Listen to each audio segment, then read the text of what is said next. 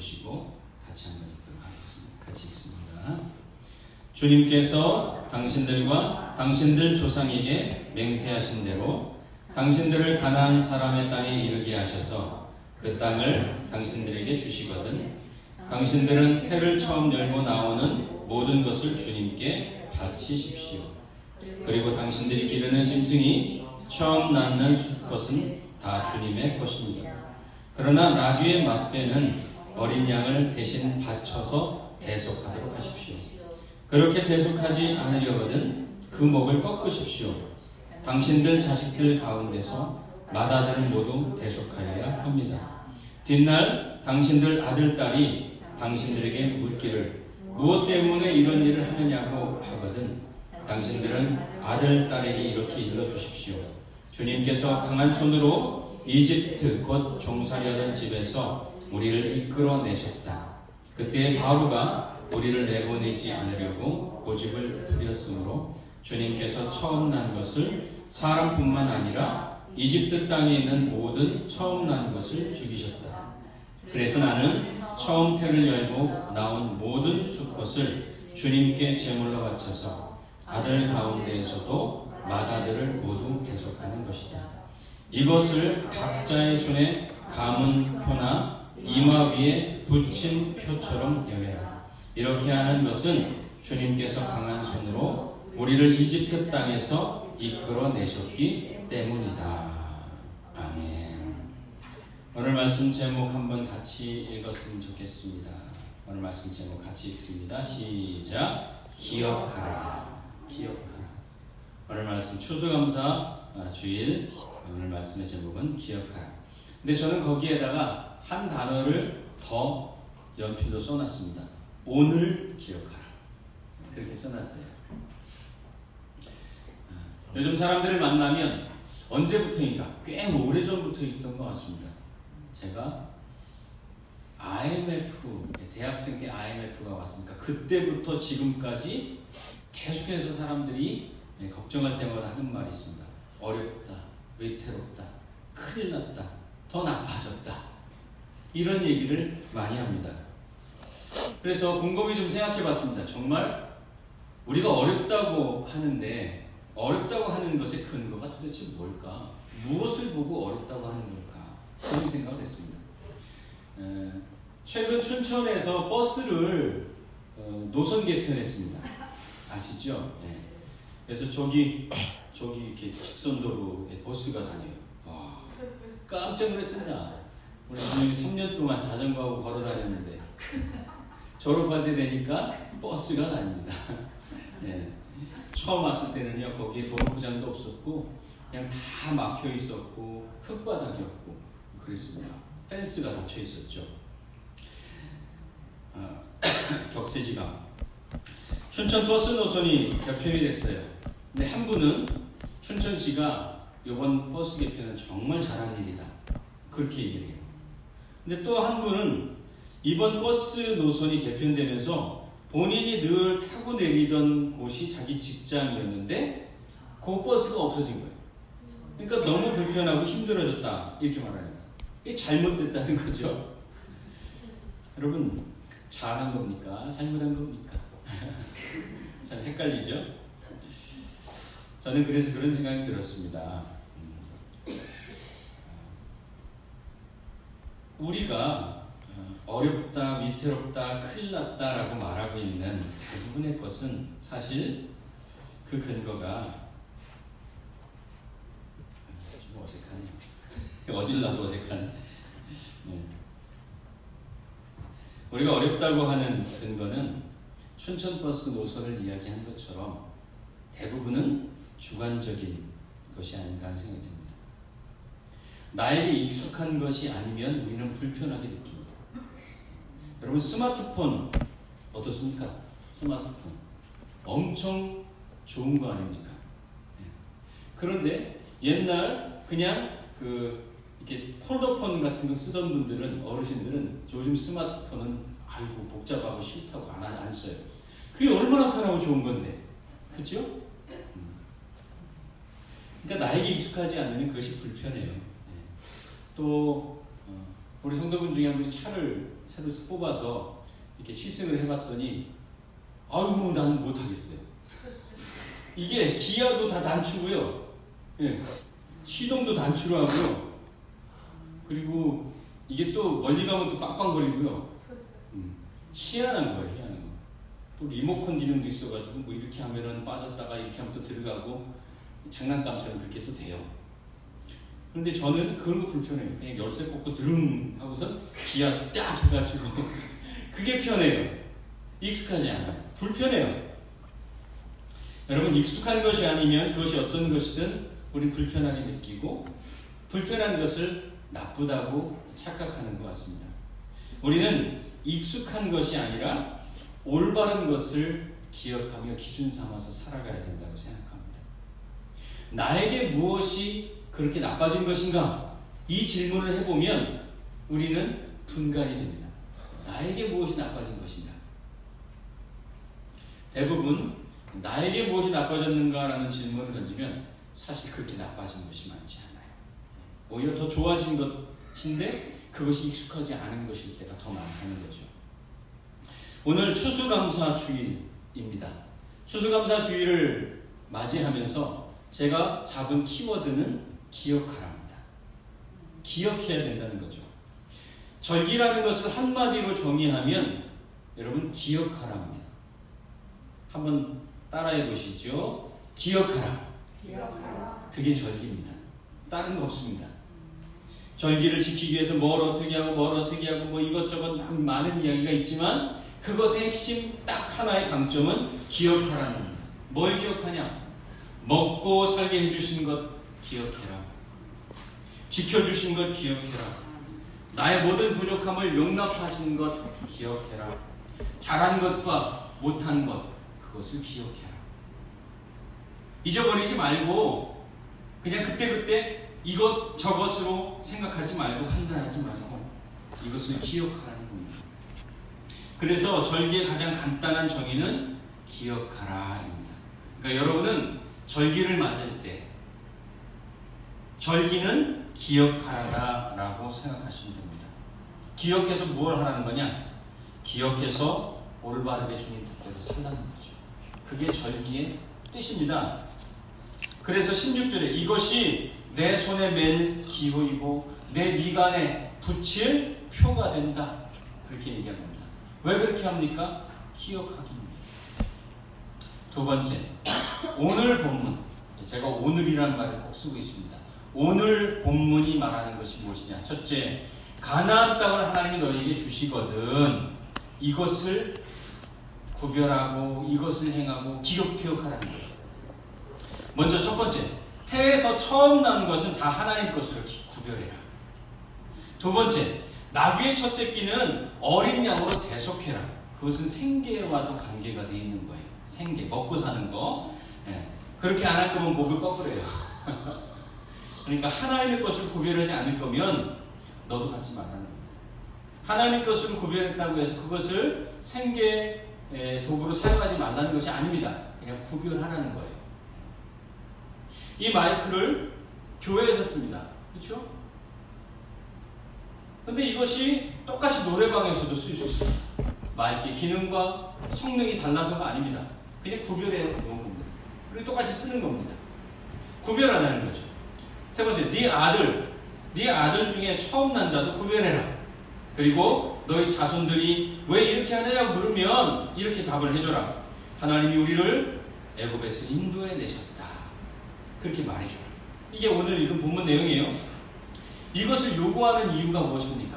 기억하라 이 말입니다. 이 방식으로 저 방식으로 저 방식으로 요 방식으로 여러 가지의 방식을 통해서 기억하라 이 말입니다. 기억하라.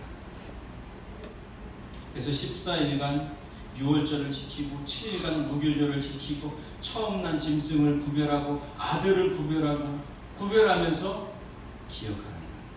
그러니까 여러 가지 기억할 수 있는 그러한 방식들을 하나님이 만들어 놓으십니다. 그래서 기억하라는 겁니다. 무엇을 기억하라는 것일까요? 우리가 한 것이 아무것도 없는데 하나님께서 우리와 우리 자손을 애굽에서 구원해 주셨다. 이것을 기억하는 거예요. 하나님의 은혜를 기억하는 거죠. 세 번째, 오늘 우리가 기억해야 할 것은 무엇일까? 오늘 말씀에 근거해서 세 가지를 저는 여러분에게 말씀드리려고 합니다. 첫 번째, 하나님의 은혜를 기억해야 합니다. 하나님의 은혜. 9절 이렇게 말합니다.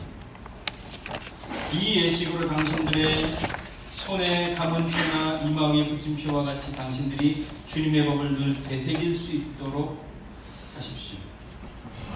주님께서 강한 손으로 당신들을 이집트에서 구하여 내셨기 때문입니다. 기억하십시오라고 되어 있죠. 16절, 이것을 각자의 손에 감은 표나 이마에 붙인 표처럼 여겨라.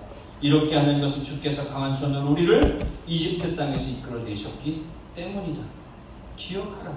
21절, 주님께서는 그들이 밤낮으로 행군할 수 있도록 낮에는 구름 기둥으로 앞서가시며 길을 인도하시고 밤에는 불 기둥으로 앞길을 비추어 주셨다.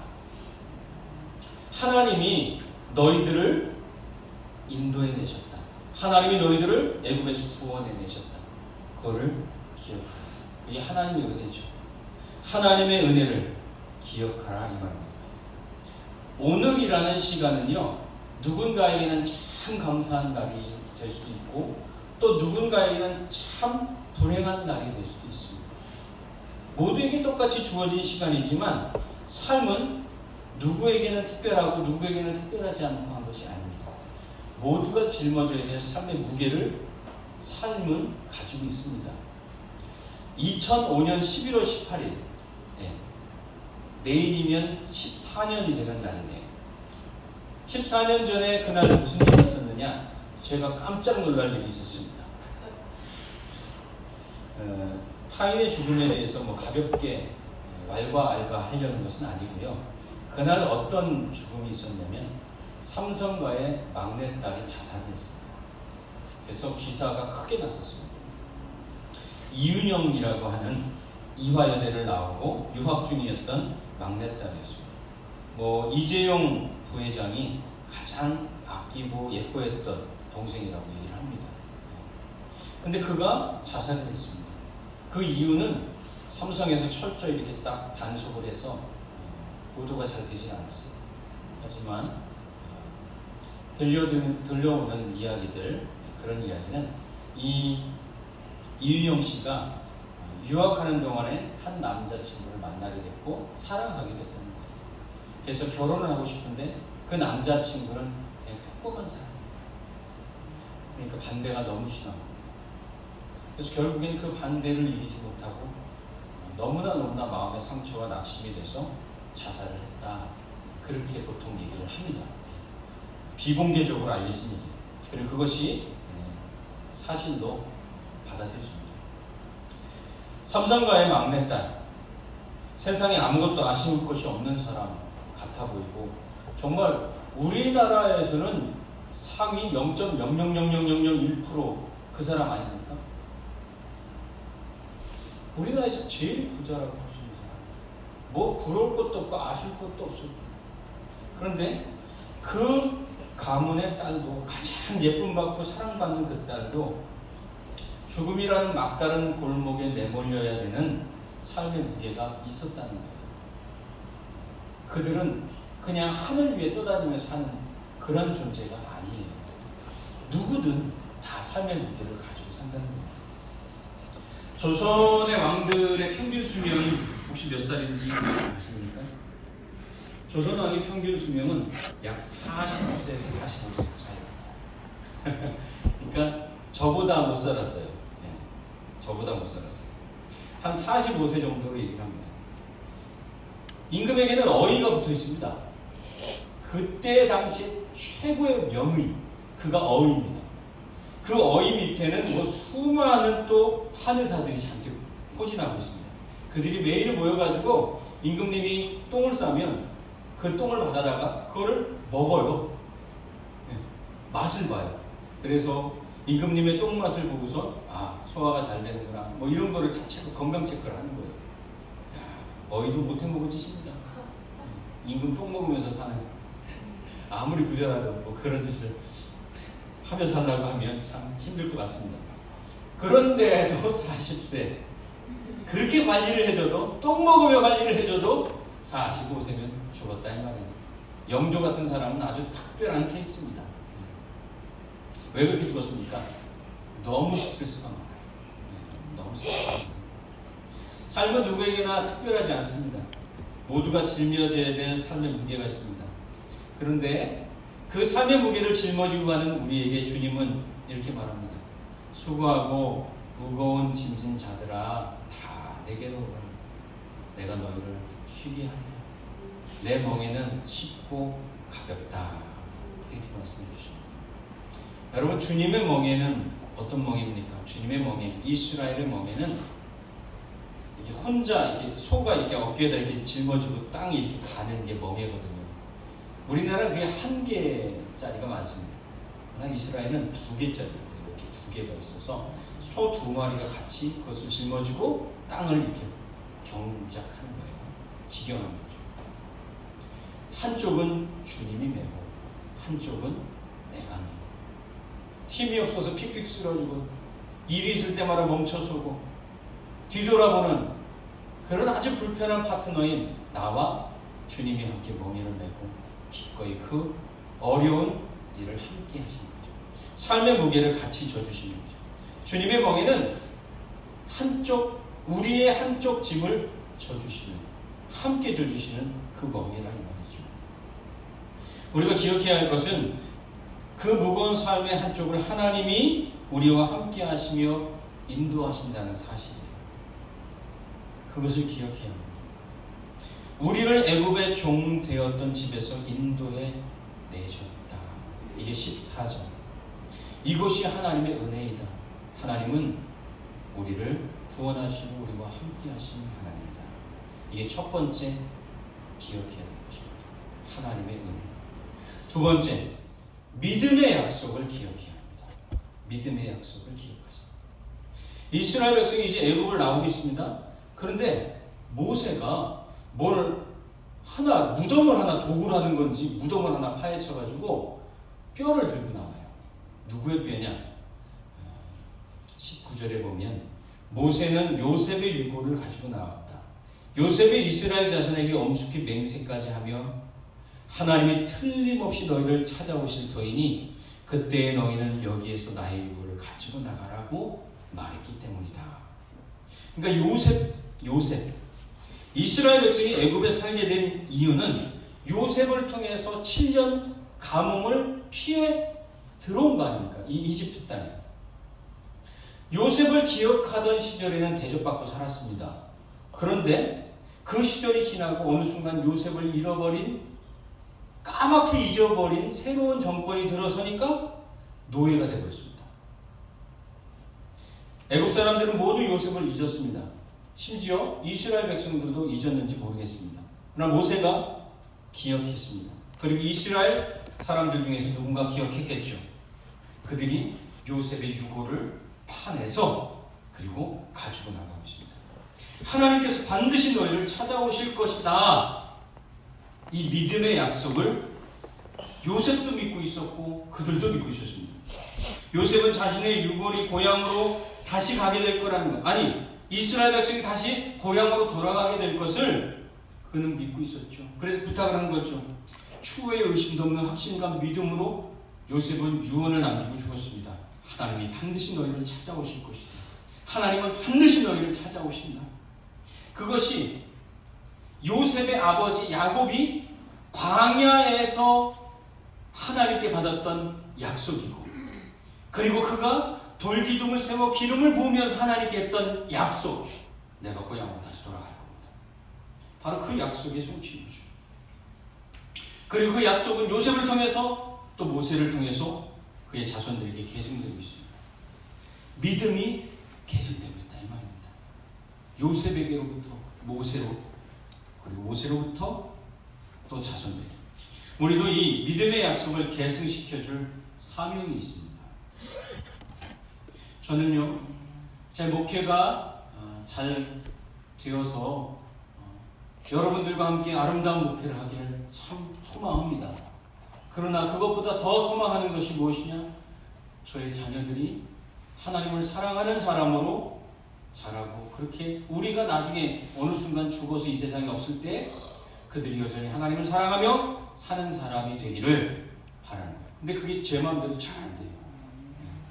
제 마음대로 잘 안 돼요. 어렸을 때부터 성경 읽기도 시키고 예배도 하고 가정 예배도 드리고 뭐 별짓을 다 했어요. 암송도 시키고 방학 때문에 성경 읽기 시키고.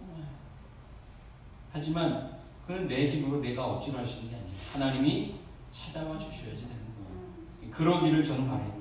어느 날 나를 찾아오셨던, 예수 믿는 사람은 다 정신병자가 미친 사람들이야라고 말했던 나를 찾아오셨던 하나님이 우리 자녀들에게도 찾아오시고, 그래서 우리 중등부 아이들이 믿음으로 신앙을 계승하기를 바라는 마음으로, 그리고 또 한 가지, 이 아이들이 바른 역사의식과 시대정신을 가지고 살아가는 신앙이 되기를 바라는 마음으로 이번 우리 추수감사헌금을 이 아이들에게 투자하기로 한 겁니다. 독도를 보내주기로 한 거 아닙니까? 올바른 역사의식과 시대정신으로 자라기를 소망합니다. 믿음의 약속을 기억해야 합니다. 그래야 계승될 수 있습니다. 세 번째, 완악함의 결과를 기억해야 합니다. 완악함의 결과. 여러분, 우리도 기억하지 않으면 너무 쉽게 하나님을 떠납니다. 여러분, 그런 적이 없다고요? 나는 하나님 떠난 적이 없다고요? 아닙니다. 하나님을 기억하지 않으면 돈이, 친구가, 중독이, 쾌락이, 허황된 꿈이, 무책임이, 변함없는 과거의 습관 앞으로 가게 되는 겁니다. 그게 하나님을 떠나는 겁니다. 완악함이라고 바로를 표현했습니다. 이걸 다른 말로 고집스러움이라고 말했습니다. 그러니까 오늘 출애굽기에서 고집스러운 사람이 누구냐? 바로 왕입니다. 그가 결국 망했습니다. 고집스러움이라는 것은 도대체 뭡니까? 고집스러움은 새로워지지 않는 겁니다. 내 마음대로 하는 것입니다. 무례한 것입니다. 배려하지 않는 것입니다. 이전보다 하나도 나아지지 않는 것입니다. 나만 편한 것입니다. 나만 잘한다고 믿는 것입니다. 그러면서도 나는 잘못한 것을 모르는 것입니다. 이게 고집스러운 것입니다. 그래서 바로가 망했습니다. 추수감사주를 맞이하며 어떤 설교를 할까 사실 고민했습니다. 그런데 13장 말씀을 보면서 이 본문 그대로 전해도 되겠다. 왜? 절기 얘기를 하고 있잖아요. 6월절, 무교절, 절기 얘기잖아요. 추수감사절의 기원에 대해서, 추수감사절을 지키는 법에 대해서, 추수감사절의 영적 의미에 대해서 그런 것들 자세하게 가르쳐 드릴 수 있습니다. 그런데 그게 뭔 의미가 있습니까? 절기의 뜻은 기억하는 겁니다. 무엇을? 지금 얘기한 세 가지. 하나님의 은혜를 기억하십시오. 그러면 되는 겁니다. 믿음을 기억하십시오. 믿음의 삶. 그 믿음을 계승하십시오. 그리고 오늘 이 완악한 바로를 기억하십시오. 정말 감사하며 살고 있느냐가 중요한 것이지 무엇을 알고 있느냐가 중요한 것이 아닙니다. 우리에게 성경 나눔은 지식보다는 삶과 그리고 내 생각이 변화된 것을 나누는 것에 초점이 있습니다. 그래서 여러분이 고백하고 다짐하면서 변화되는 삶을 공유하는 것이죠. 그게 바로 그 뜻입니다. 역사 속에 서독과 동독, 그리고 그 전에 제2차 세계대전이 있었죠. 2차 세계대전 이후에 서독과 동독이 나뉘어지게 됩니다. 그런데 이 빌리 브란트라고 하는 한 사람이 독일 역사에 주목을 받는 총독입니다. 이 빌리 브란트는 1969년 폴란드를 방문을 합니다. 폴란드는 히틀러당이 집권을 하게 되고 2차 세계대전을 일으켜서 전쟁이 시작됐을 때 그 첫 번째 침략국이 어디냐? 폴란드였습니다. 그리고 그 폴란드의 게토라고 하는 지역을 뭐라고 하면 요즘 얘기로 하면 이스라엘 그런 무슨 그 장막 같은 걸 이렇게 지은 것처럼 따로 구역을 설정해서 그러니까 유대인들을 따로 구분해 놓았습니다. 그래서 그곳에서 수많은 유대인들이 죽었고, 그리고 폴란드는 인구의 20%가 이 전쟁을 통해서 죽었습니다. 어마어마하게 많이 죽은 거죠. 그래서 이 폴란드 사람들 그리고 유대인들은 독일에 대해서 감정이 좋을 수가 없습니다. 이를 바닥바닥 갈면서 혐오하겠죠. 그런데 이 빌리 브란트 서독 총력이 1970년 12월에 폴란드를 방문합니다.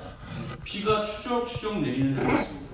거기에 희생자 추모비가 있었는데 거기에 이 서독 빌리 브란트가 총독이 이 꽃바구니를 거기에다 헌화를 합니다. 그리고선 돌아서려다가 그냥 그 자리에 무릎을 꿇고 앉습니다. 그 사진을 한번 보여주셨으면 좋겠습니다. 바로 이 장면입니다. 한 남자가 헌화된 꽃 앞에서 무릎을 꿇고 있죠. 그가 비가 추적추적 오는 그날 그 앞에 무릎을 꿇었습니다. 진정한 참회의 모습을 보여준 거죠. 이 사건이 역사를 바꿔버렸습니다.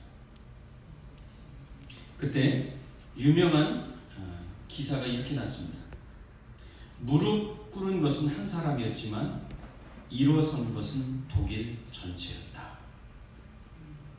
한 사람이 무릎을 꿇었지만 그 사람이 무릎 꿇은 것을 인하여서 독일의 위상이 완전히 달라졌다. 전쟁을 일으키고 수많은 사람을 죽인 원흉, 전쟁의 원흉이고, 그리고 잘못된 나라이고, 모두에게 미움받고 손가락질 받고 마땅히 망해야 할 그런 나라인데, 이 빌리 브란트가 무릎을 꿇는 순간 완전히 독일이라는 나라가 새로워졌다는 겁니다. 반성할 줄 알고 참여할 줄 알고 돌이킬 줄 아는, 그래서 지금의 독일인 겁니다. 그리고 심지어 최근 또 기사가 나왔죠. 홀로코스트 생존자, 학살의 수용소에 갇혀있던 사람들, 그 중에 22만 명이 지금 생존해 있답니다. 근데 그들에게 기존의 지원금을, 배상금을 줬어요. 그런데 추가로 더 지원금을 주기로 결정했다고 그렇게 기사가 또 났습니다. 그리고 독일 사람들은 자기의 10대 학생들에게 학교 수업 커리큘럼 안에 홀로코스트 관련 아우슈비츠 수용소라든지 이런 데를 반드시 방문하는 커리큘럼을 의무적으로 집어넣었습니다. 그래서 그 아이들이 수학여행 가면 홀로코스트를 가는 거예요. 왜 거길 가느냐? 우리가 이렇게 잘못했다는 겁니다. 다시는 이런 짓을 하면 안 된다는 겁니다. 그것을 아이들에게 가르쳐요. 역사를. 그것을 기억하는 겁니다. 그들의 기억이 위대한 독일을 만들어가고 있습니다. 이 이야기를 하는 것은 일본이라는 나라가 기억하지 않고 있죠. 외면하고 있죠. 그래서 짐 로저스라고 하는 사람이 있습니다. 이 사람은 워렌 버핏과 조지 소로스라고 하는 사람과 더불어서 세계 3대 투자자라고 합니다. 이 사람들은 투자에 규제됩니다. 딱 찍으면은 그게 막 얼마에 딱 오르고 뭐 이런 사람들이에요. 세계 최대 부자들. 이 사람이 세상에서 가장 자극적인 나라라는 책을 얼마 전에 출판했습니다. 세상에서 가장 자극적인 나라. 그 나라가 어디냐? 자기는 어쩌면 그 나라로 이민 갈지도 모르겠다라고 농담반 진담반으로 얘기를 했습니다. 바로 우리나라입니다. 분단되어 있지만 앞으로 이 나라가 혹 통일이 된다면 세계에서 가장 역동적인 나라가 될 거라고 얘기합니다. 그러면서 덧붙여서 이런 얘기를 합니다. 당장 일본을 떠나라. 그 책에 그렇게 써놨어요. 그리고 올림픽이 끝난 이후에 일본은 점점 더 쇠락하게 될 것이다. 왜냐? 일본은 과거를 기억하지 않는 나라이기 때문에. 그거 그렇게 써놨습니다. 그래서 일본에도 큰 화제가 되었습니다. 기억하는 것이 별건 아닌 것 같죠? 근데 그것은 너무너무나 중요한 것입니다. 이스라엘 유대인들도 그렇게 말했습니다. 그들을 용서하라. 그러나 잊지는 말라. 이렇게 써놨습니다. 오늘 말씀의 결론입니다. 첫 번째, 하나님이 인도하시는 믿음으로 사시기 바랍니다. 하나님은 인도하십니다. 우리의 삶의 무게가 각자에게 다를 수 있지만, 때로는 그 무게 때문에 쓰러질 수 있지만, 하나님은 여전히 인도하고 계십니다. 함께하고 계시죠. 그래서 하나님이 인도하신다는 믿음으로 살아야 합니다. 그럼 그렇게 살기 위해서 우리는 어떻게 해야 되나요? 두 번째, 익숙한 것이 아니라 믿음의 약속을 기억하며 살아야 됩니다. 내가 익숙한 것이 아니라 믿음의 약속을 기억하며 살아야 된다. 우리는 항상 익숙한 것을 먼저 기준으로 둡니다. 기억하지 않으면 하나님을 떠납니다. 그렇게 하나님을 떠났을 때 이스라엘의 현존이 뭡니까? 가장 불행한 노예의 삶이었습니다. 우리도 지금까지 살면서 만약 내 가족이 행복하지 않다면, 내 삶이 잘못되어 있다면 익숙함으로 살고 있는 겁니다. 익숙함이라는 것은 변하지 않는 겁니다. 여전히 똑같은 겁니다. 그러면서도 모르는 겁니다. 그러나 하나님께서 말씀하신 믿음의 약속을 기억하며 살면 요셉의 뼈가 고향으로 다시 돌아가는 것처럼 마른 뼈 같은 우리의 삶도 제자리로 돌아갈 줄 믿습니다. 우리는 그 믿음을 가지고 살아야 되는 거예요. 익숙한 것이 아니라 믿음의 약속을 기억하며 살자. 세 번째, 익숙한 것을 기준 삼는 삶은 늘 과거에 머물러 고집부리며 사는 삶이 아니라 완악함의 결과를 기억하며 달라져 바로를 보며 고집부리지 않는 삶으로 변하는 겁니다. 고집부리는 바로는 완악함, 고집스러움으로 하나님까지 바꾸려고 했던 사람입니다. 한번 잘 보세요. 바로가 너무 억울한 거 아니냐? 아니요, 그게 아니에요. 바로는 자기의 고집으로 하나님의 뜻까지 바꾸려고 했던 사람인 거죠. 바로가 아니라 모세처럼 하나님을 기억하며 등장할 때마다 변해가는 사람. 모세도 처음부터 그랬던 거 아니에요. 못한다 했어요. 모세는 못해요, 안 해요, 할 수 없어요. 왜 날 보내는 거예요? 근데 그는 등장할 때마다 변하고 있습니다. 바로 그 모세와 같이 기억하지 않으면 하나님은 떠나고, 기억하면 믿음으로 살립니다. 그래서 오늘 추수감사주의를 지킵니다. 그래서 오늘 주님의 은혜를 기억하며 하나님을 찬양하는 겁니다. 오늘은 추수감사주의입니다. 시간이 이례적으로 많이 지났지만 우리 찬양 한장 하겠습니다. 추수감사주의니까.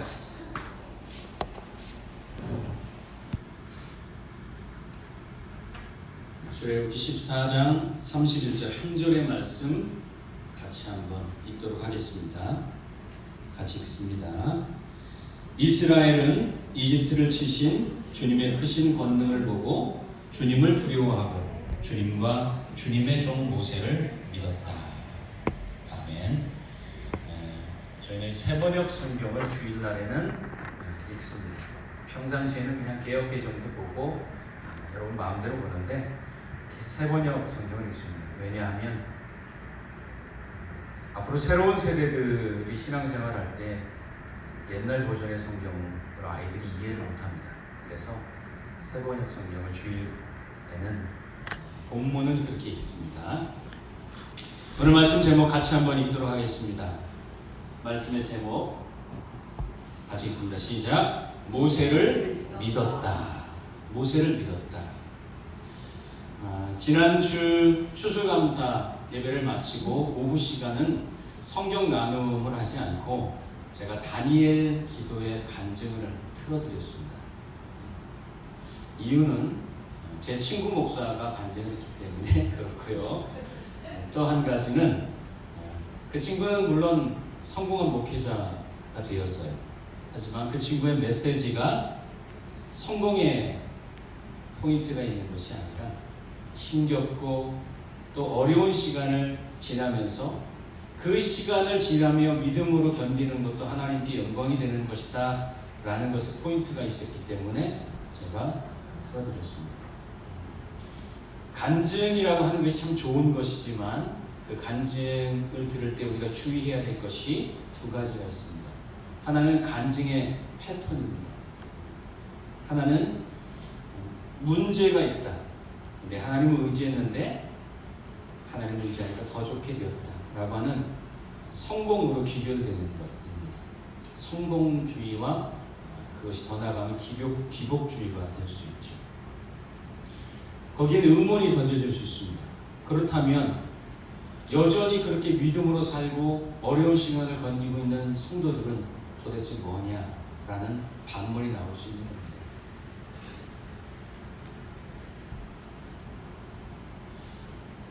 우리는 성공을 통해서 하나님께서 영광받기를 원해요. 그렇죠. 여기 다 성공 싫어하는 사람 없습니다. 저도 성공이 사실은 좋습니다. 그것을 버렸기 때문에 그렇지만 버렸나 모르겠습니다. 네. 하지만 하나님은요, 성공을 하든 아니면 여전히 어려움 속에 살든 믿음으로 살아가는 것을 중요하게 보고 있습니다. 그것을 통해서 영광받습니다. 성공의 여부는 우리한테만 상관이 있습니다. 하나님께는 그것이 상관이 있는 것이 아니라 저가 믿음으로 변화되었느냐, 믿음으로 사느냐, 그리고 믿음의 사람이 되었느냐, 그리고 믿을 만한 사람이 되었느냐, 이것이 하나님께는 중요한 포인트, 관심사인 것 같습니다. 오늘 본문이 그것을 우리에게 잘 가르쳐 줍니다. 어쩌면 오늘 본문은 가장 큰 성공에 대한, 어쩌면 기적에 대한 이야기입니다. 홍해가 갈라졌거든요. 여러분이 다 아는 일입니다. 성경을 떠들 때, 이렇게 떠들쳐 볼 때 몇 가지 중요하고 굉장히 놀라운 사건들을 딱 꼽아 보러가면 아마 다윗이 골리앗을 들었던 얘기, 홍해 갈라졌던 이야기, 또 뭐 여러 가지, 또 뭐 바울이 하나님 만났던 이야기, 십자가, 뭐 몇 가지를 꼽을 수 있을 겁니다. 여리고 무너진 이야기. 근데 그 가운데에 손꼽을 수 있는 이야기 가운데 한 번, 첫 번째, 두 번째 반드시 들어갈 만한 이야기가 오늘 본문 이야기예요. 홍해가 갈라진 이야기. 본문의 스토리가 이렇습니다. 바로가 이스라엘 백성을 뒤쫓아옵니다. 10가지 재앙 뒤에 바로가 이제 완전히 납작하게 엎드려진 것 같았는데 그가 다시 마음이 교만해져 가지고 그대로 보낼 수 없다. 그리고선 이스라엘을 쫓아갑니다. 군대와 그리고 마병을 거느리고선 그들을 맹렬하게 쫓아가는 겁니다. 이스라엘 백성들이 안심하고 가다가 뒤에 막 뭉게뭉게 흙먼지가 막 일어나는 것을 보고 도대체 뭐냐? 세상에. 애국 군대가 쫓아오기 시작한 겁니다. 큰일 났죠. 그들이 두려워합니다. 난리가 났습니다. 서로 이제 죽었다. 큰일 났다. 지금으로 얘기하면은 그 전차. 장갑차가 막 수백 대가 밀려오는 거하고 똑같은 겁니다. 얼마나 두려웠겠습니까? 그들이 모세를 향합니다. 모세에게 막 소리질러고 손가락하기 시작합니다. 애굽에 무덤이 없어서 우리를 여기다 장사 지내려고 우리를 불러낸 것이냐 하면서 원망하기 시작하는 겁니다. 우리가 애굽에 사는 거 괜찮다고 그랬지 않느냐? 애굽에 사는 거 괜찮다고 그랬지 않느냐? 당신이 와가지고 우리가 여기서 달라진 게 뭐가 있느냐? 힘든 분밖에 없었지 않느냐? 노역은 더해지고. 그런데 하나님께서 10가지 재앙을 보내면서 어쩔 수 없이 끌려서 이렇게 나온 거죠. 그때 모세가 말합니다. 하나님의 말씀대로 너희들 두려워하지 말아라. 그러면서 너희는 가만히 있어서 하나님의 구원을 봐라. 이렇게 외칩니다. 그리고 하나님께서 모세에게 손을 펴라. 그렇게 얘기하죠. 손을 쫙 폈습니다. 그랬더니 밤새 동풍이 불어서 홍해가 갈라졌다. 그리고 거기에 이스라엘 백성은 건너가게 되었고 애국 군대, 이집트 군대는 다시 홍해 바닷물에 딱 합쳐져서 죽게 되었다. 그 얘기인 겁니다. 그리고 마지막 14장 31절 그 일로 인해서 사람들이 모세를 믿었다. 이렇게 기록하고 있습니다. 이게 14장 본문 전체 스토리입니다. 여러분, 저는 이 말씀을 통해서 한 4가지 정도를 보고자 합니다. 첫째, 바로가 가까이 올 때입니다. 여러분의 삶과 저의 삶에 바로가 가까이 올 때가 있습니다. 바로를 문제라고 생각해도 좋고요. 어쩌면 위험이라고 봐도 좋겠습니다. 바로가 가까이 올 때 이스라엘 백성은 어떻게 합니까? 10절에 보니까 하나님 여호와께 부르짖었다 그렇게 얘기를 합니다. 부르짖었다. 당연한 반응 같아 보입니다. 10절에 바로가 다가오고 있었다. 이스라엘 자손이 고개를 들고 보니 이집트 사람들이 그들을 추격해 오고 있었다. 이스라엘 자손이 크게 두려워하며 주님께 부르짖었다 그렇게 말합니다. 어떻게 보면 그들이 하나님께 매달렸다라는 것처럼 보이지만 사실은 그게 아니에요. 그게 아니라 이스라엘 백성이 두려워서 지르는 비명소리입니다. 그 말은 그들이 하나님을 잃어버렸다 이 말이에요. 길을 잃었다 그 말입니다. 제가 이 말씀을 보고 딱 생각나는 것이 뭐냐? 제가 어렸을 때 길을 잃어버려가지고 엄마 여기 어디야? 하면서 울었던 그 장면. 바로 이스라엘 백성은 하나님을 잃어버렸어요. 엄마를 잃은 아이가 도대체 여기가 어디야? 엄마는 어디에 있어? 나는 어떻게 해야 돼? 라고 울부짖는 모습이 바로 이 모습인 거예요. 우리는 바로가 가까이 올 때 하나님을 잃어버립니다. 믿음이 좋은 것 같았는데 문제가 확 와버렸어요. 그럼 그 문제 앞에서 정신이 혼미해지고 이제 어떻게 해야 되지? 나 이제 망한 거야 라고 생각합니다. 하나님을 잃고 방황한다 이 말이죠. 그것이 바로 바로가 다가올 때의 모습이죠. 두 번째 반응입니다. 이스라엘 백성이 원망하기 시작합니다. 11절과 12절을 보면 이스라엘 백성들이 모세를 향하여서 이집트에 몇 자리가 없어서 무덤이 없어서 우리를 끌어냈느냐? 우리가 애굽 사람 섬긴다고 하지 않았느냐? 우리가 아쉬운 것이 없이 살고 있었는데 네가 온 후로 더 고단해졌다. 이들의 불평과 불만이 모세를 향하고 있는 것이죠. 이들의 불평과 불만은 꼭 이 시대를 사는 우리들의 모습과 똑 닮아 있는 것 같아요. 힘이 있는 애국을 의지하며 언제까지나 살면 된다. 거기에 그냥 좀 불편해도 거기에 있으면 안전하다. 모세를 따라서 우리가 새로운 길을 가는 것, 우리 힘으로 무엇인가를 만들어가는 것, 그거는 두려운 길이야. 이런 마음이죠. 우리는 바로가 가까이 올 때 쉽게 이스라엘 백성처럼 두 가지로 반응합니다. 하나님을 잃어버리고 어찌할 바를 모릅니다. 그리고 또 하나 원망합니다. 주변의 모든 것을 향해서 너 때문이야, 저것 때문이야, 네 탓이야 라고 원망하기 시작해요. 그때 모세가 그들에게 외치는 겁니다. 두 번째, 모세가 외치는 말입니다. 13절에 보니까 이렇게 말합니다. 모세가 백성에게 대답하였다. 두려워하지 마십시오. 당신들은 가만히 서서 주님께서 오늘 당신들을 어떻게 구원하시는지 지켜보기만 하십시오. 이렇게 말합니다. 모세가 외치는 첫 번째 말이 뭡니까? 너희는 두려워하지 말고 가만히 있어. 이렇게 말하는 겁니다. 두려워하지 말고 가만히 있어. 이 말은 두려움의 질주를 멈춰라 이 말입니다. 여러분에게도 하는 말입니다. 두려움의 질주를 멈추라는 겁니다. 하나님을 잃어버리고 이러지도 저러지도 못하고 사방팔방으로 뛰어다니는 그 두려움의 질주를 멈추라 이 말입니다. 더 나가지 마라 이 말입니다. 우리의 걱정과 근심, 두려움의 공통점은 뭐냐? 가만히 놔두면 질주를 멈추지 않는다는 겁니다. 우리 속담인가요? 뭐 그런 말 있죠. 5만 가지 걱정을 한다. 여러분 우리가 하루에 진짜 5만 가지 걱정을 한답니다. 아닌 것 같지만 진짜 그렇습니다. 그렇게 많이 걱정을 하고 살아요.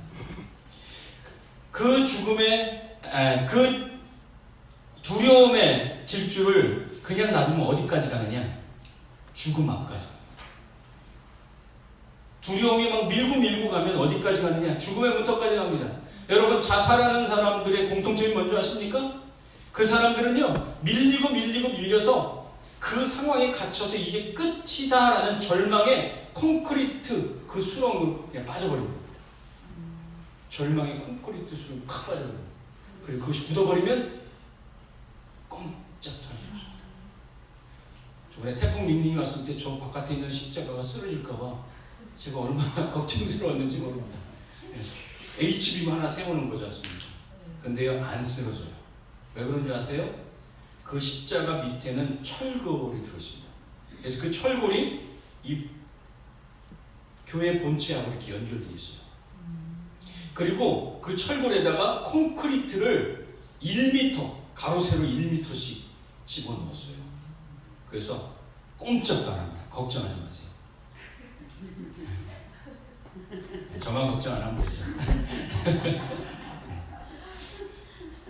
바로 그와 같습니다.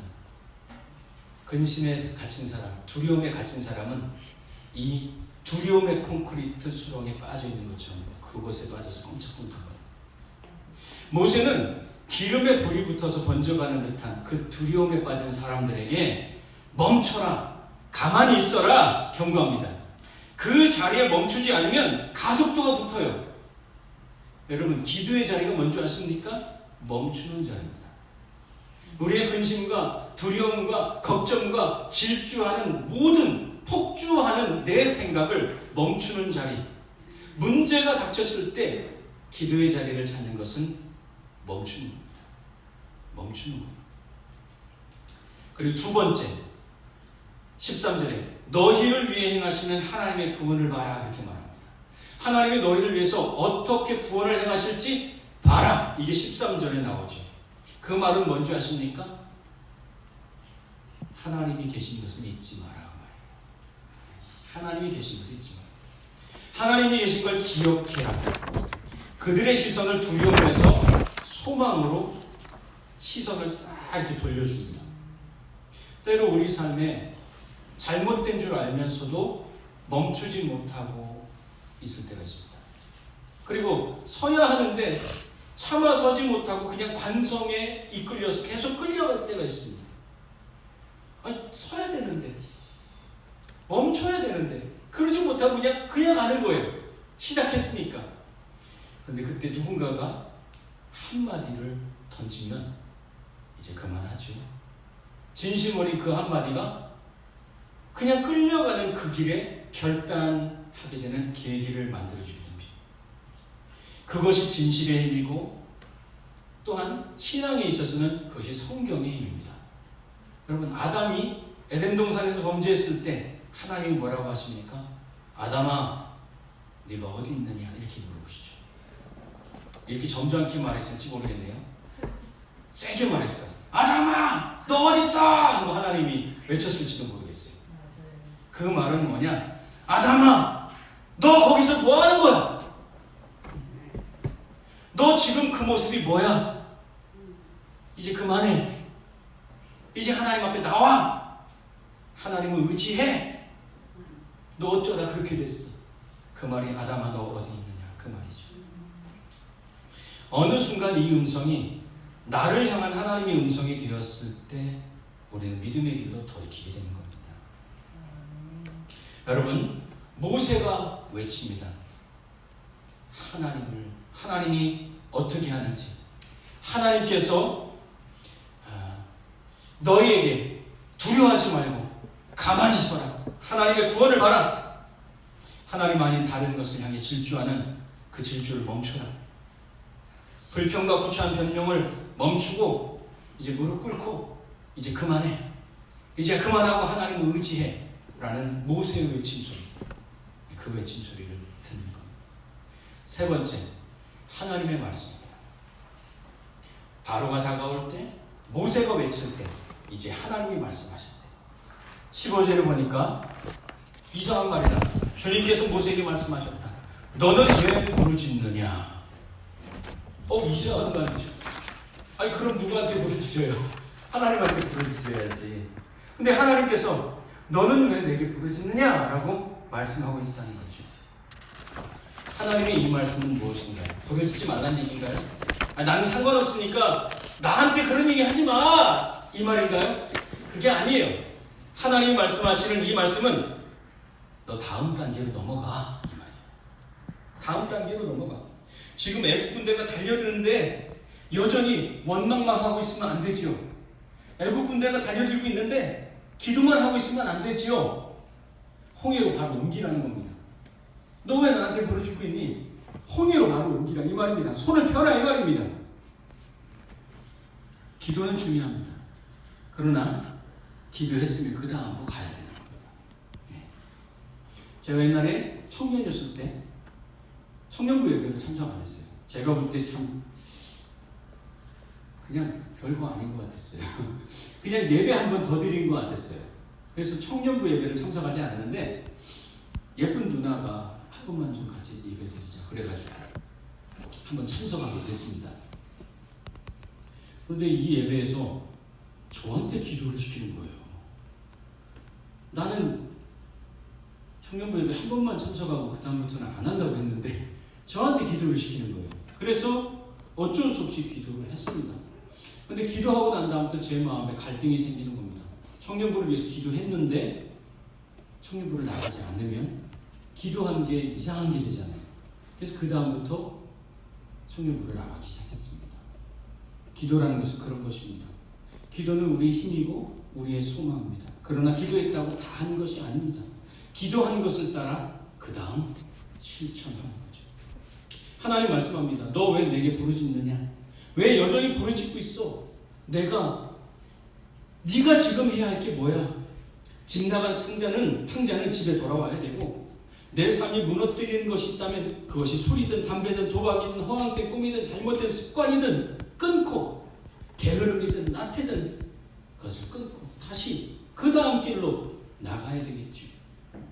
하나님 고쳐주세요, 하나님 고쳐주세요라고 여전히 그 자리에 머물러서 나는 꼼짝하지 않고 있다면 그것은 잘못된 기도인 거예요.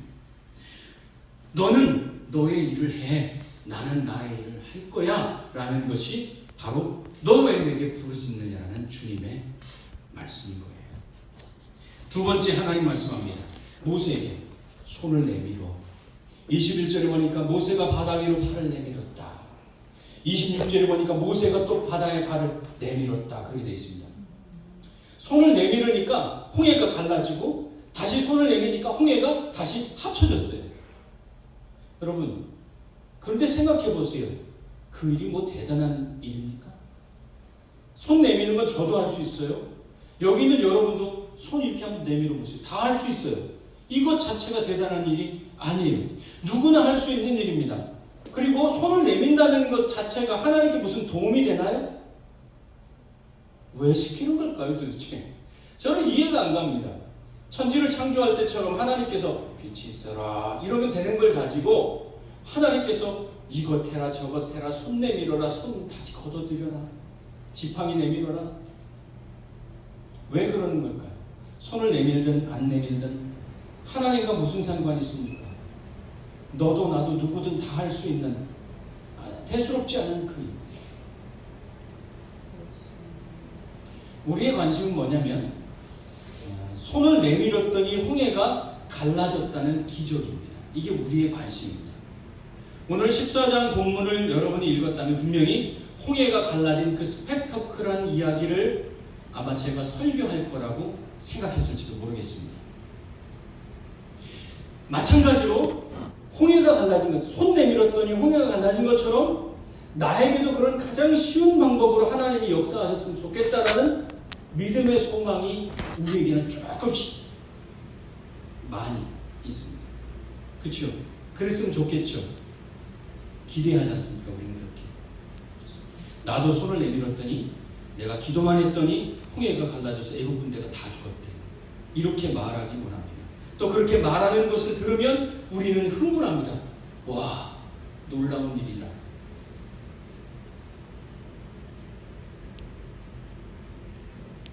그렇다면 도대체 어째서 하나님은 하등 쓸데없는 그렇게 중요하지 않은 것 같은 손을 내미는 일을 모세에게 시키셨을까? 저는 그런 생각이 들었습니다. 그 이유가 14장 31절입니다. 모세를 믿게 하셨다. 그것 때문에 손을 내밀은 모세를 백성들이 믿게 되었습니다. 이 한 구절이 홍해가 갈라진 것보다 더 중요한 겁니다. 여러분 기억해야 됩니다. 백성들은 모세를 믿지 않았습니다. 하나님의 기적을 일으키니 어쩔 수 없이 따라 나선 겁니다. 조금 전까지만 해도 모세를 공격했습니다. 하나님은 공격받는 모세에게 손을 내밀게 하셨습니다. 그것은 오로지 모세를 위한 과정이었습니다. 하나님은 그런 과정이 필요 없어요. 하나님은 그런 과정이 필요 없어요. 과정은 하나님을 위한 것이 아니고 오직 모세를 위한 거예요. 또한 여러분을 위한 것이고 나를 위한 거예요. 저는 여기서 깊이 깨닫게 되었어요.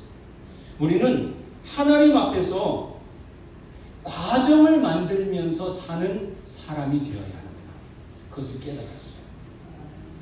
그리고 그 과정에 중요한 사람, 중요한 것은 홍해가 갈라지고 애국 군대가 몰살하는 하나님이 만든 그것을, 그 결과를 믿는 그것만이 아니라, 그것만 꿈꾸는 것이 아니라 모세가 손을 내밀고 그 일을 통해서 하나님께서 사람들을 믿게 하셨던 과정을 만드셨던 것처럼, 과정을 만들며 살아가는 것이 더 중요한 것이구나, 그것을 깨닫게 되었습니다.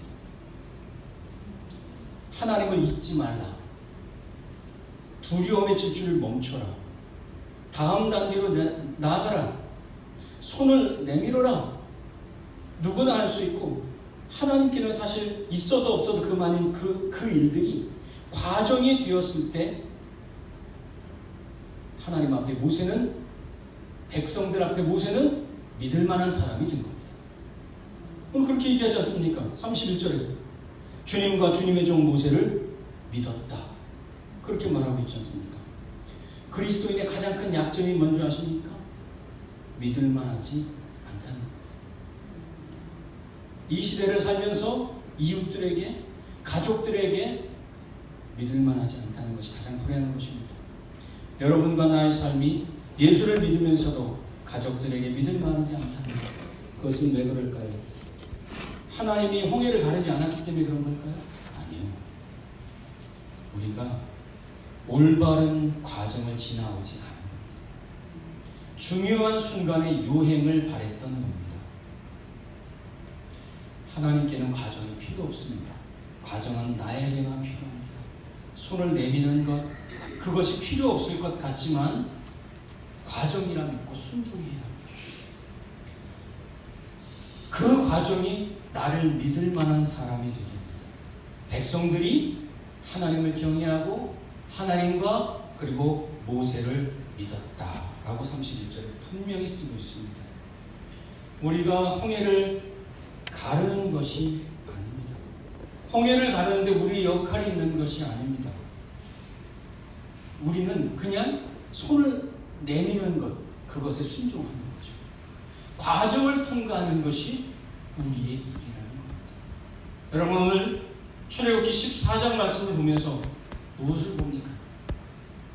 홍해가 갈라졌으면 좋겠다, 여전히 그것만 바라보고 계십니까? 아니요. 모세를 보십시오. 손을 내밀고 있는 모세를 보십시오. 홍해를 가르는 건 모세가 하는 게 아닙니다. 하나님이 하는 겁니다. 모세가 하는 것은 손을 내미는 겁니다. 오늘 내가 할 수 있는, 내가 해야 되는 그 일을 하는 겁니다. 그 과정을 묵묵히 감당하며 가는 겁니다. 그러면 하나님 앞에 믿을 만한 사람이 되는 겁니다. 결론입니다. 바로가 올 때 원망의 자리가 아니라 모세가 외치는 믿음의 과정으로 가시기 바랍니다. 문제가 올 때 원망의 자리에 그냥 털썩 주저앉아서 끝났다가 아니라 믿음의 과정으로 넘어가세요. 두 번째, 모세가 외칠 때 두려움의 폭주를 멈추고 하나님을 의지하는 믿음의 과정으로 가십시오.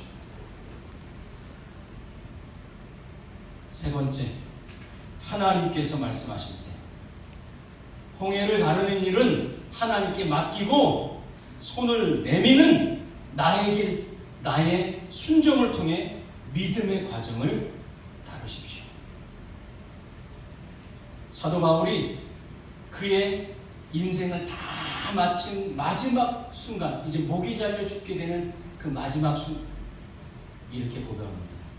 나의 달려갈 길과 나의 사명을 마치고 나의 믿음을 지켰다 라고 말합니다. 내가 가야 할, 내게 주신 모든 과정을 다 갔다. 그래서 사도 바울이 하나님 앞에 위대한 거예요. 이것을 고백한 사도 바울도 십자가에서 엘리 라마 사박다니를 외친 예수님도 자신의 과정을 다 감당했습니다. 예수님 십자가에서 훌쩍 뛰어내릴 수도 있었죠. 그러나 그 과정을 다 감당하고 믿음의 성취를 이루십니다. 오늘도 우리의 과정을 묵묵히 살아가는 그리스도인이 되길 바랍니다. 우리의 과정은 어디 있습니까? 무엇입니까? 여러분이 오늘 감당해야 되는 역할, 그렇게 하기 싫은 지긋지긋한 부모의 역할, 남편의 역할, 아내의 역할, 자녀의 역할, 학생의 역할, 직장인의 역할, 내 신앙으로 지켜나가야 돼. 어느 땐 그것 때문에 손해볼지도 모르지만 그럼에도 그 자리를 지켜야 되는 그 신앙의 자리, 내 직분의 자리, 내 삶의 모습, 바로 그 과정을 감당해가는 것, 그것이 오늘 출애굽기 14장이 우리에게 말하고 있는 겁니다. 하나님 앞에 믿을 만한, 모든 사람들에게 믿을 만한 그 과정을 믿음으로 건너가는 여러분과 제가 될 수 있길 바랍니다. 네. 저하고 찬양 하나 합시다. 16장 33절입니다.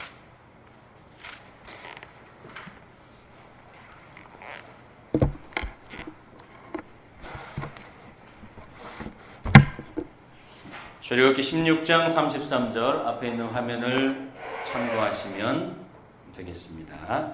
우리 같이 한번 읽습니다. 모세가 아론에게 말하였다. 항아리 하나를 가져와서 거기에 만나 한 오멜을 담아 가지고 주님 앞에 두어서 대대로 간수하게 하여 주십시오. 아멘. 간수하게, 사투리 같은 느낌인데 보관하게, 보통 그렇게 얘기를 하죠. 오늘 말씀 제목 같이 한번 읽도록 하겠습니다. 같이 읽습니다. 시작. 신앙생활의 5가지 표지판. 출애굽기 16장의 내용이 이렇습니다. 이스라엘 백성들이 홍해를 건넜죠. 그리고 애굽에서 나와서 이제 광야 생활을 시작하는 겁니다. 광야 생활의 시작부터가 평탄하지 않습니다. 한 4일 길을 걸었는데 물이 없네요. 그러니 원망이 쏟아지기 시작합니다. 옛날 버릇 그대로 다 나오죠. 모세를 원망합니다. 그리고 또 엘림에 도착합니다. 엘림은 그 오아시스가 있는 곳이죠. 물이 있고 또 거기에는 또 야자수 같은 것도 있어서 그늘도 좀 있고, 물론 하나님께서 구름 기둥과 불 기둥으로 인도하셨다고 했는데 어쨌든 거기는 광야 생활의 쉼을 상징하는 장소입니다. 우리의 삶에도 엘림이라는 쉼의 자리가 꼭 있지요. 바로 그 엘림입니다. 엘림을 떠나서 신광야, 이름이 신광야입니다. 이름이 그 신광야라고 하는 곳으로 갑니다. 2달 그리고 15일, 그러니까 출애굽을 한 지 2달하고 15일이 지난 그때입니다. 2달하고 15일이 지나고 나니까 원망하기 시작합니다. 왜 또 원망하느냐? 애굽의 고깃가마 옆에 있었던 때가 생각나는 겁니다. 그때 고깃가마에서 고기 굽다가 조금씩 이제 쪼가리 고기를 얻어먹기도 하고 그랬는데 광야에는 고기가 없었거든요. 그리고 떡을 배불리 먹던 때가 그립다. 사실은 그들이 배불리 먹은 적이 없었는데 항상 과거는 아름답게 미화되는 법이죠. 그래서 그들이 그렇게 원망을 하고 있습니다. 고기가마 곁에서 고기를 마음껏 먹고 떡을 마음껏 배불리 먹었던 그때가 그립다. 차라리 하나님의 손에 애굽에서 죽었으면 좋았을 것을 너 모세 때문에 이 광야에서 죽여 죽는다. 이렇게 말하고 있는 거죠. 그러지 하나님께서 너희들의 원망 소리를 들었다. 알았다. 내가 너희들에게 저녁에는 고기를 먹여주고 아침에는 떡을 주겠다. 그래서 메추리 새를 이제 확 불어오게 하고 아침에는 우리가 앞으로 이야기하게 될 만나라고 하는 것을 얻게 하십니다.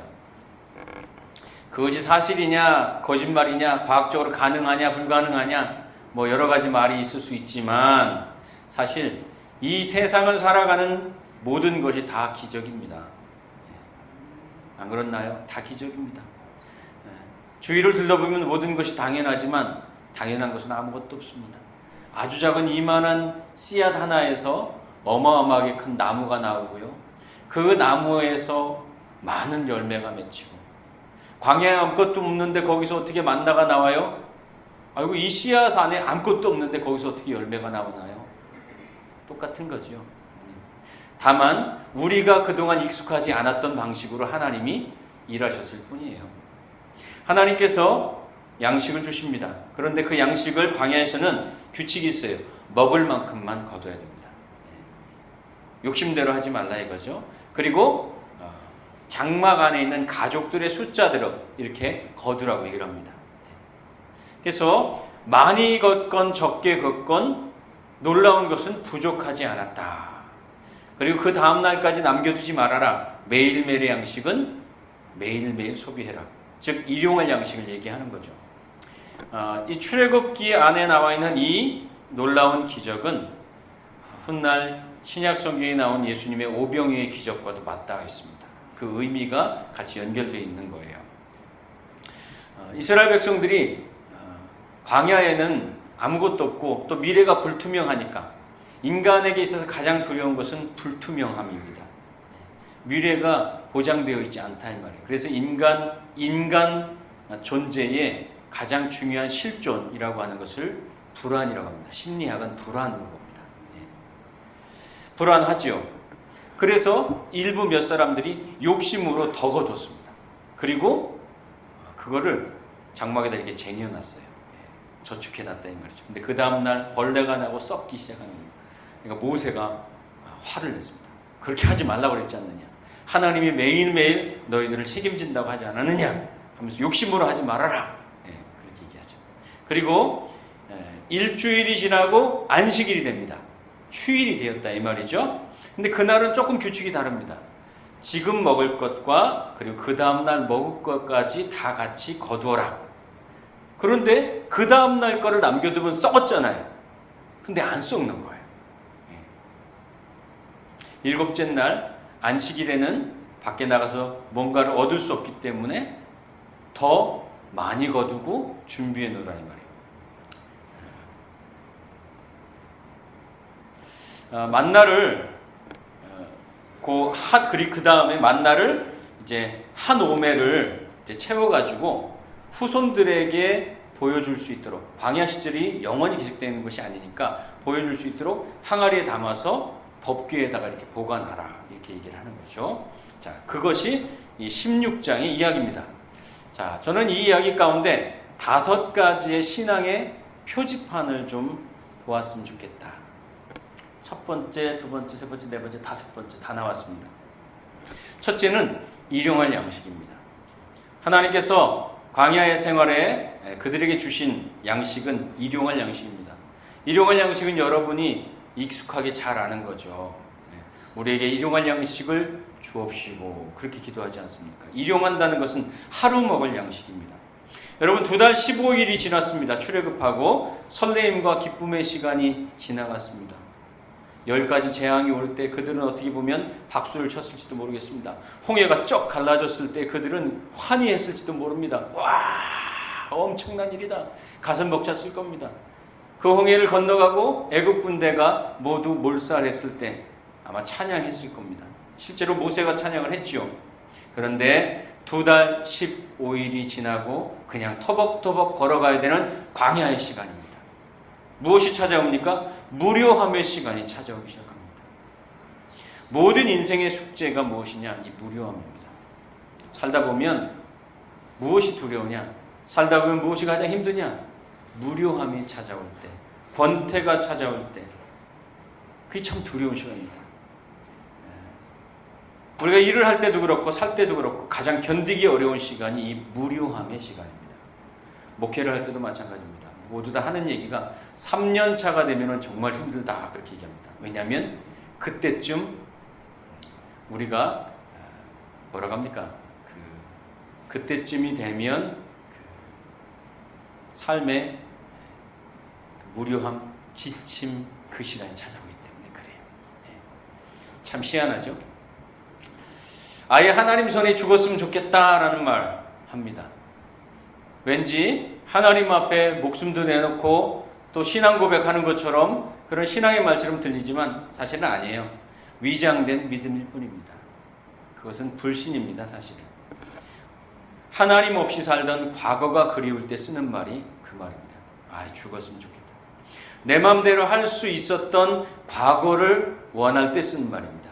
그리고 지금 동행하는 하나님이 실증날 때 쓰는 말, 그것이 바로 그 말입니다. 그래서 하나님은 일용할 양식을 주는 겁니다. 매일매일이 아주 스팍테클하겠죠. 영어를 갑자기 쓰니까 발음이 잘 안 되네요. 일용할 양식을 주는 겁니다. 매일매일 거두는 겁니다. 그런데 그것도 매일매일 반복되니까 이스라엘 백성들의 마음이 또 달라지죠. 어쨌든 하나님은 일용할 양식을 주시고 일용할 양식을 위해서 기도하라 그렇게 말씀합니다. 근데요, 우리는 일용할 양식에 대해서 째째한 것 같이 보이고 그 찔끔찔끔 조금씩 준다 생각하지도 모르겠습니다. 그런데 바꿔 생각해 보세요. 모든 것을 한꺼번에 다 준다고 생각해 보십시오. 그럼 만족하시겠습니까? 아닐걸요. 로또 맞은 사람들의 8, 90%가 다 망한다 합니다. 패가망신한다고 합니다. 어떻게 쓸 줄을 몰라서. 그리고 세계적인 부호, 미국의 록펠러라고 하는 사람이 있죠. 석유왕. 그 사람에게 기자들이 어느 날 물어봤대지 않습니까? 당신은 세계 제일의 부자인데 이제 얼마를 더 가지면 만족하겠습니까? 이제 만족하십니까? 그랬더니 록펠러가 이렇게 말했답니다. 조금만 더 가지면 만족하겠습니다.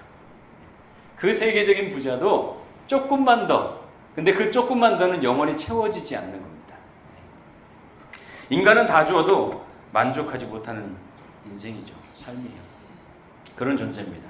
그래서 삶은 누구에게나 하루씩 주어지는 겁니다. 하루하루. 한꺼번에 다 주어지는 삶은 없어요. 영화 속에나 있는 겁니다. 그 하루하루가 모여서 된 것이 오늘의 나예요. 오늘의 나. 오늘 여러분의 모습이 만족스러우신가요? 어떠십니까? 어느 날 어떤 분과 이렇게 대화를 하다가 돈 얘기가 좀 나왔습니다. 그래서 제가 그랬죠. 목사가 돈이 어디 있습니까? 했더니 그분이 돈을 위해 살지 않은 죄 때문에 죄입니다. 저한테 그러시더라고요. 목사님 돈이 없는 거는 돈을 위해 살지 않은 죄 때문에 죄입니다. 순간 제가 깜짝 놀랐어요. 한 번도 그런 얘기를 들어본 적이 없거든요. 목사는 당연히 돈이 없어도 되는 거라고 생각을 했습니다. 하루하루 열심히 살지 않은 내 모습을 들키는 것 같아서 좀 당황스러웠어요. 이 예화는 일주일 전에 준비해 둔 겁니다. 누가 와서 한 얘기가 아닙니다. 참 좋은 신앙은 매일매일 하나님께 받는 삶이에요. 여러분 그렇게 생각하지 않습니까?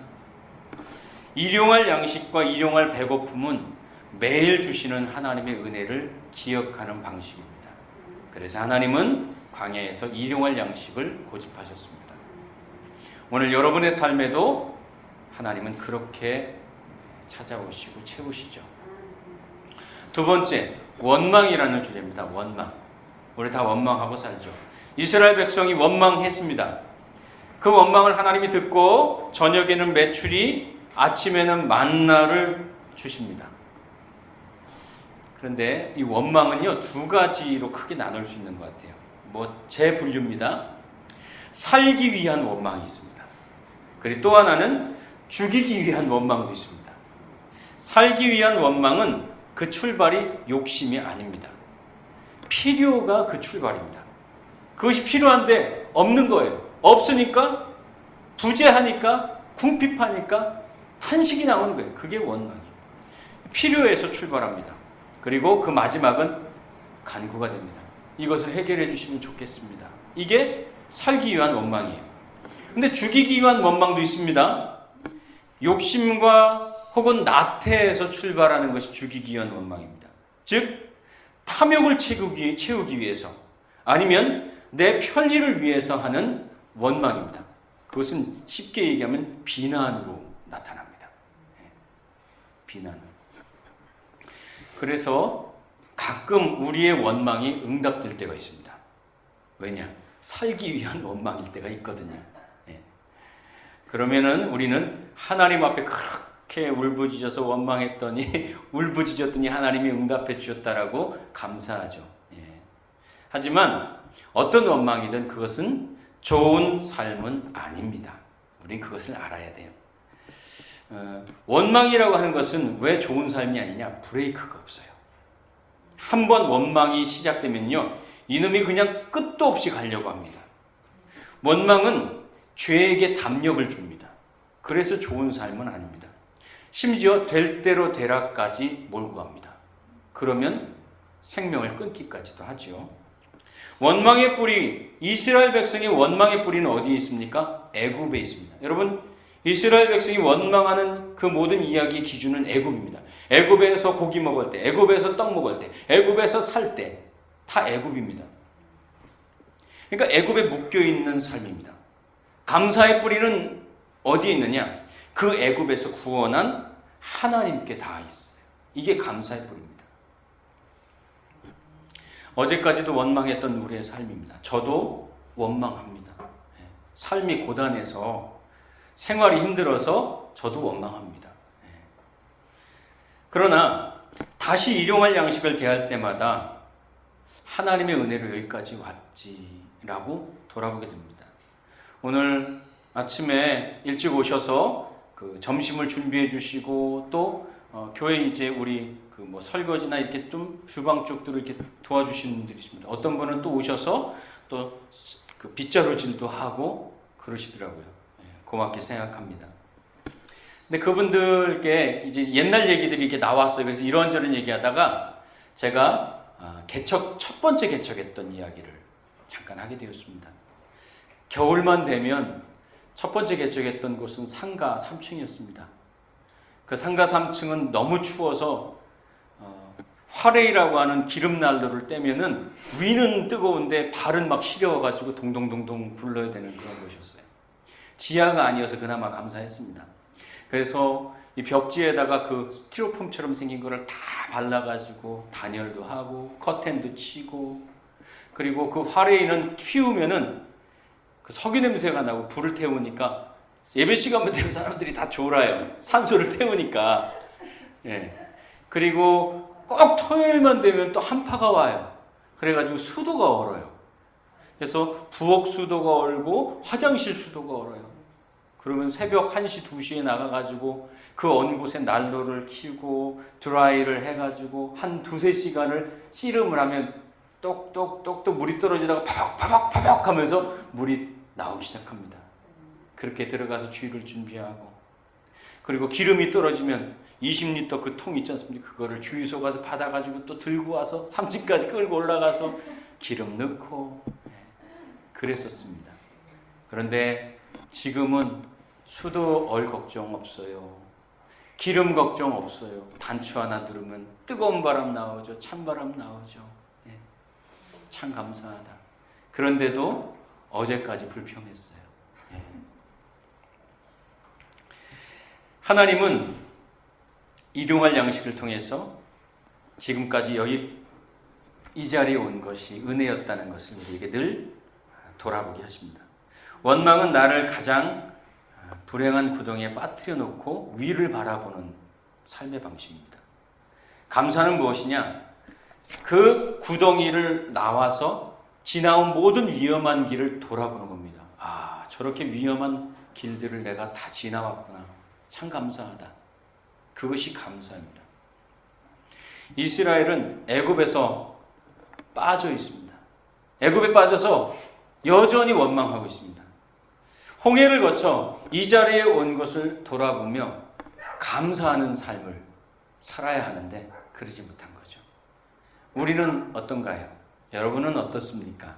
애굽에 빠져서 위를 올려다보며 원망하고 있나요? 아니면 그 모든 길을 지나왔음을 감사하고 있나요? 하나님은 감사의 삶을 광야에서 가르치고 계십니다. 세 번째, 은혜입니다. 메추리와 또 이슬같이 내려서 그것이 굳어지면 만나라는 음식이 되었습니다. 그것을 먹을 만큼 장막에 있는 사람들의 숫자만큼 거두게 했습니다. 그러니까 거두는 사람, 나를 위한 양식이고요. 또 장막에 있는 그들을 위한, 너를 위한 양식입니다. 그래서 우리의 삶의 방식은 나도 살고 너도 사는 살리는 삶이다. 제가 그런 얘기를 했습니다. 그것이 은혜로 사는 삶이라고 저는 생각했습니다. 많이 적게 거두었어도 부족하지 않았다. 그렇게 얘기합니다. 누가 많고 적었느냐가 아니라 누구도 부족하지 않은 것, 그게 저는 은혜라고 생각했습니다. 여러분, 은혜라고 하면은 엄청나게 어마어마한 그러한 사건, 어마어마한 응답, 이거를 은혜라고 생각합니다. 그렇지 않습니다.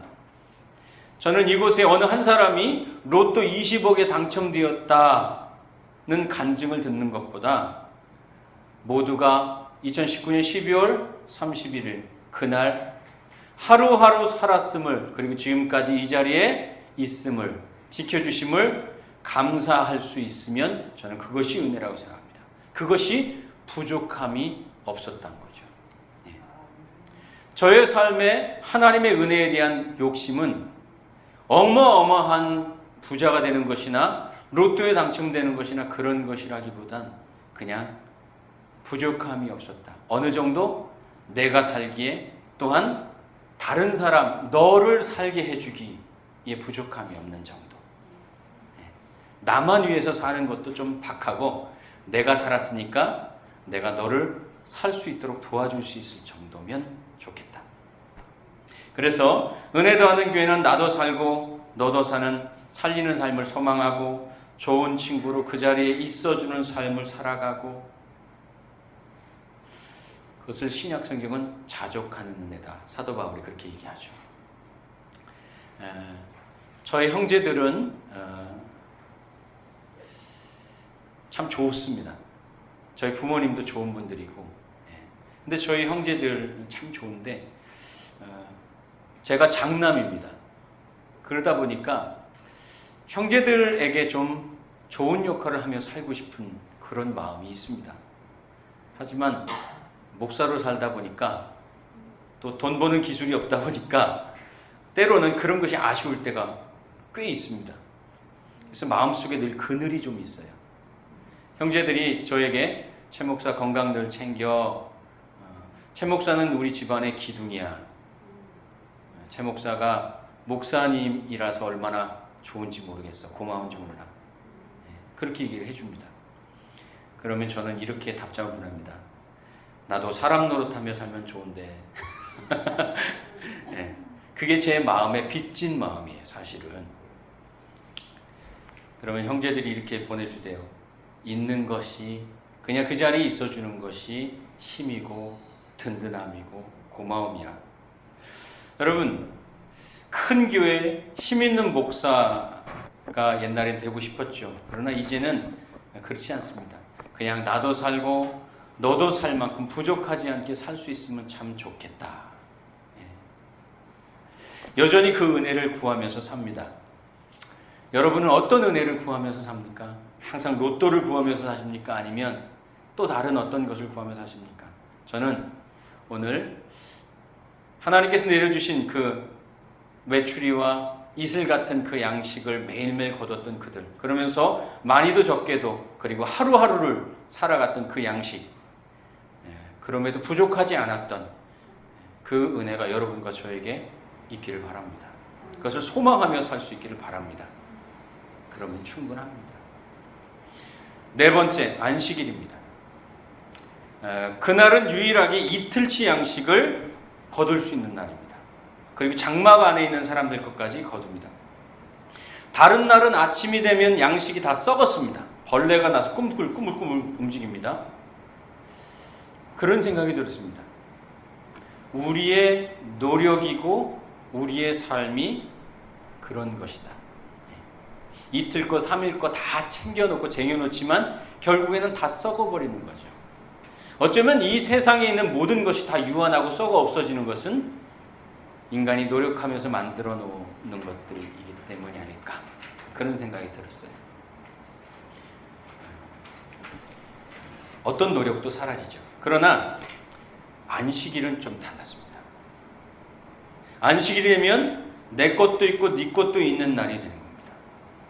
그러니까 똑같이 거뒀고요. 그리고 더 거뒀지 않습니까? 그런데도 그것을 나도 그리고 너도 함께 먹고 살 수 있고 그 다음 날까지 놔두어도 썩지 않는 것. 그것이 안식일의 은혜였습니다. 다른 날은 다 썩어요. 그런데 안식일은 안 썩어요. 안 썩어요. 2배로 거둬도 안 썩어요. 도대체 안식일은 어떤 날이길래 예외 조항이 있는 걸까? 구약의 안식일은요, 금요일 저녁부터 토요일 저녁까지. 신약은 주일로 바뀌었지요. 왜 그렇게 바꾸어서 지키느냐?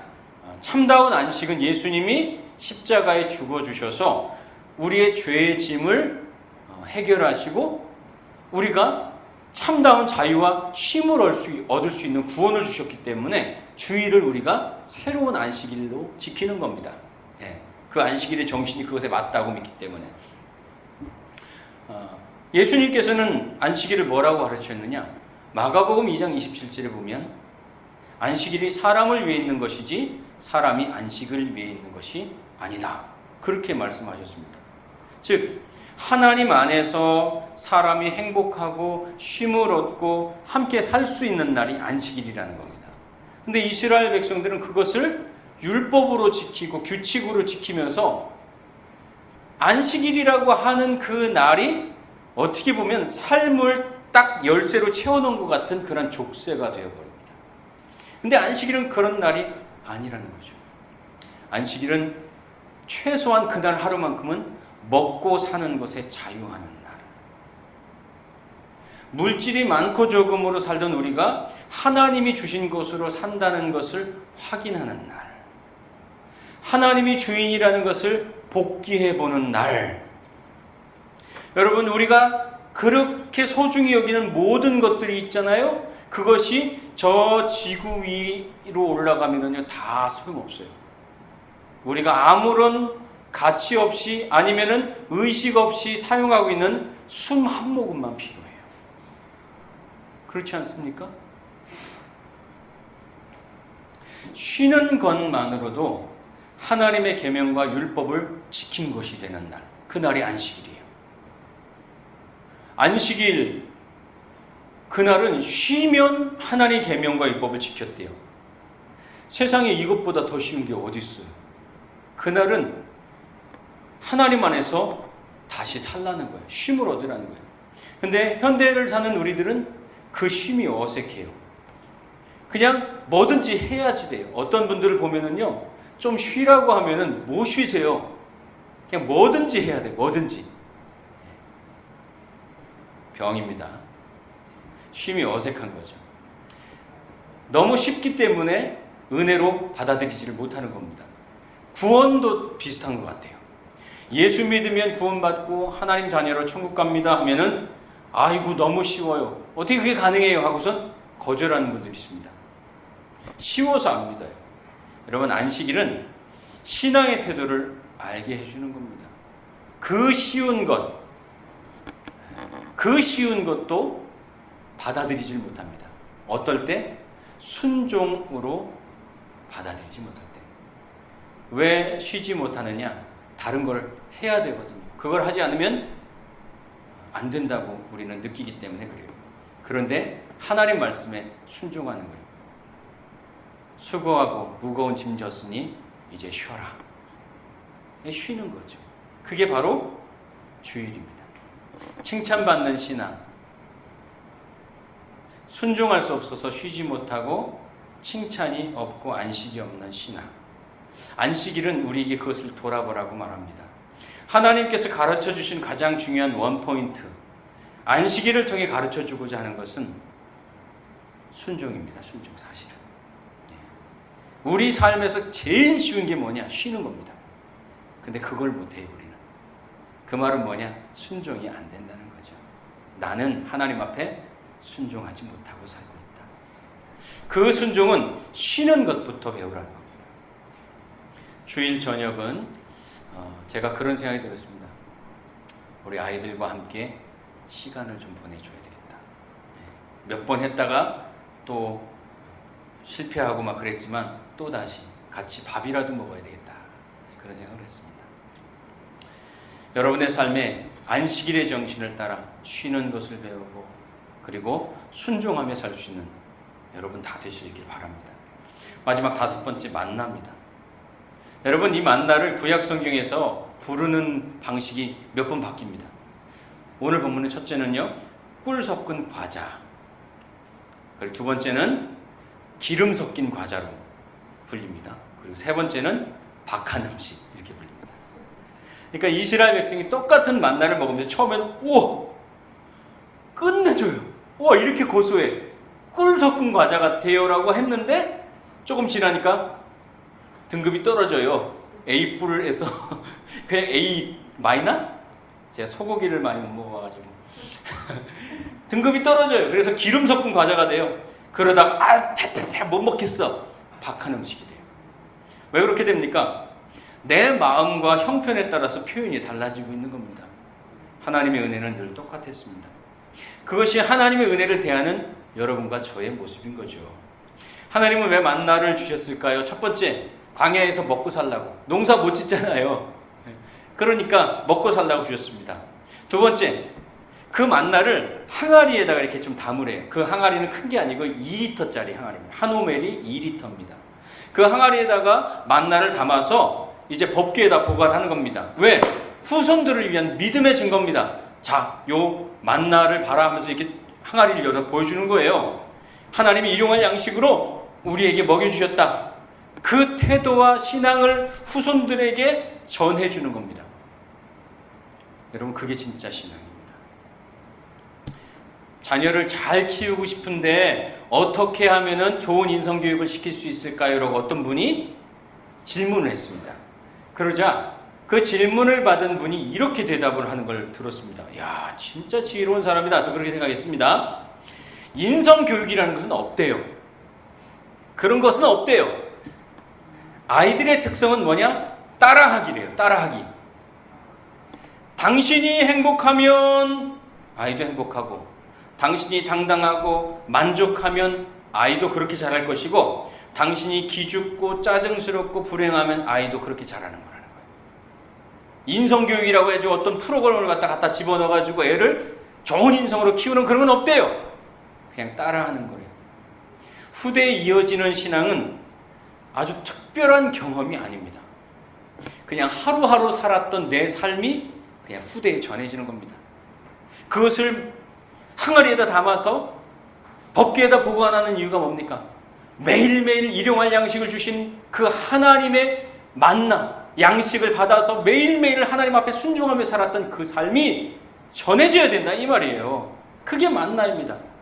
그래서 속일 수 없고 두려운 겁니다.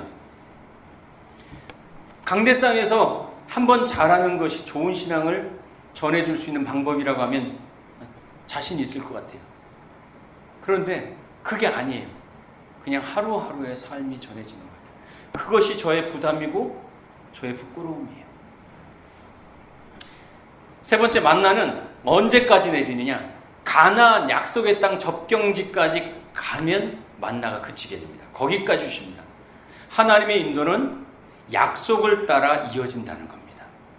그래서 성경을 구약, 옛날 약속, 신약, 새로운 약속, 그렇게 말하는 거예요.